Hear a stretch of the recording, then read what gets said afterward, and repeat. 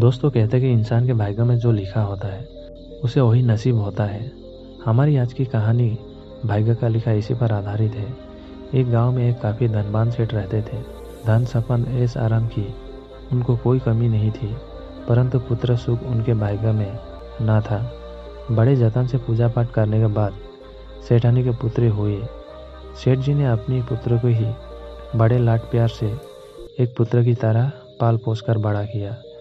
सेठानी हमेशा सेठ जी को एक पुत्र गोद लेने का कहती, लेकिन सेठ जी पुत्र सुख उनके भाग्यों में ना होने की बात कहकर सेठानी जी को बात को टाल देते। खैर हर बेटी की तरह सेठ जी की बेटी भी शादी योग्य हुई। सेठ जी ने अपनी बेटी की शादी धनवान व्यक्ति से कर दी, परंतु बेटी के भाग्य में धन सुख ना था।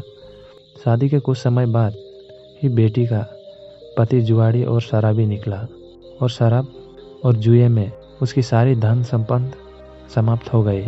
बेटी को इस तरह दुखी देखकर सेठानी जी भी दुखी होती। एक दिन सेठानी जी ने सेठ जी को पास जाकर अपनी बेटी की दुख पर चिंता जताते हुए कहा, आप दुनिया की मदद करते हो, लेकिन ये हमारी खुद की बेटी दुखी है, आप उसकी मदद क्यों नहीं करते। सेठ जी भी बेटी के दुख से दुखी थे, लेकिन वो जानते थे कि जिस तरह उनके भाग्य में पुत्र प्राप्त नहीं थी, ठीक उसी तरह बेटी को भाग्य में भी अभी सुख नहीं है। उन्होंने सेठानी जी के समझाते हुए कहा, भाग्य अभी उसके भाग्य में सुख नहीं लिखा है। जब उसका भाग्य में उदय होगा तो अपने आप सब खोए हुए धन संपत्ति फिर से प्राप्त हो जाएगी। लेकिन सेठानी जी को तो अपनी बेटी की दुख ही चिंता खाई जा रही थी। एक दिन सेठ जी किसी काम से दूसरे शहर गए हुए थे, तभी उनके दामाद सेठ जी के घर आना हुआ। सेठानी जी ने बड़ी आबा-भगत से अपने दामाद का आदर किया और उन्हें स्वादिष्ट भोजन ग्रहण करवाया। तभी उनके बेटी की मदद करने का विचार मन में आया और उन्होंने सोचा क्यों ना मोतीचूर के लड्डुओं के बीच में सोने की असरफियाँ रखकर बेटी के घर भिजवा दी जाए। बस सेठानी जी के सोचने भर की देर थी। उन्होंने जल्दी से मोतीचूर के लड्डू बनाए और एक एक सोने की असरफी लड्डुओं के बीच रखकर दामाद को टीका लगाकर देसी घी के लड्डू जिनमें असरफियाँ थे देकर विदा किया। लड्डू लेकर दामाद जी घर की ओर निकले। रास्ते में उन्होंने एक मिठाई की दुकान दिखाई दी।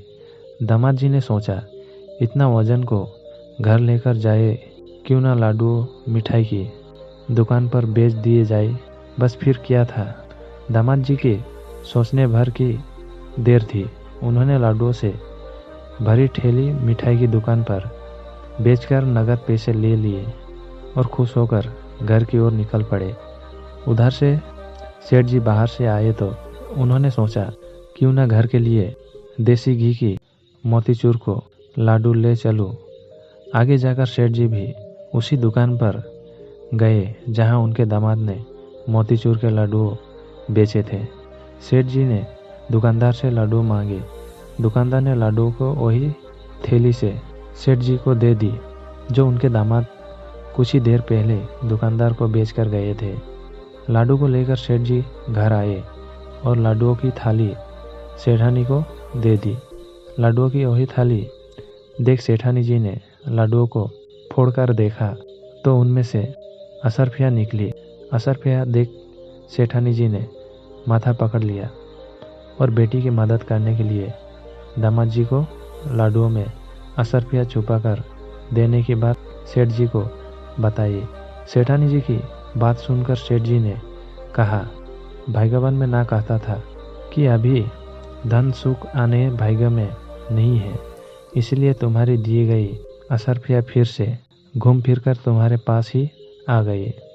तो दोस्तों इसीलिए कहते हैं भाग्य से बड़ा कोई नहीं। जो इंसान के भाग्य में लिखा होता है उसे वही नसीब होता है। दोस्तों आपको हमारी ये कहानी भाग्य का लिखा कैसी लगी हमें कमेंट सेक्शन में ज़रूर बताइए। वीडियो अच्छा लगे तो एक लाइक करके ज़रूर जाइए और चैनल को सब्सक्राइब कर दीजिए।